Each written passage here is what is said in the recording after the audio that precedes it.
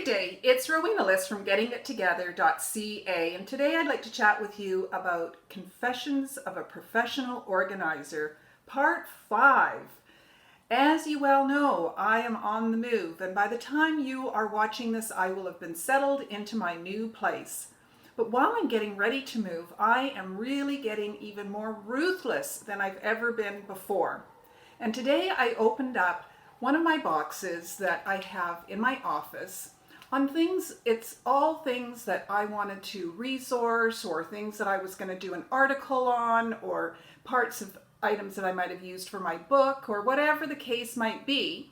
And they have been sitting there for the last, I'm going to confess, at least the last 6 years. But what I've noticed is this: the Oprah magazine is from March 2010. That's 10 years. There's good stuff in here though. Look at Declutter Your Life. I'm sure there's great stuff in there. Nope, it's gotta go into the recycling. There's a Family Circle from 1994. Now these are things that I have picked up while I have been helping people declutter, and I thought they'd be a great idea for me to have in my resources. No, not moving them. And what about this? I got this from a storage locker that I was clearing out for a client.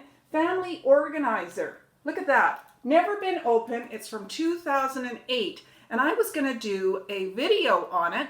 Well, lo and behold, here I am doing a video on it now. Out it goes. So, Confessions of a Professional Organizer. You are seeing it.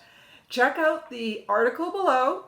And like always, please share your comments, ask any questions, and share the love by sharing it on social media. Check out GettingItTogether.ca.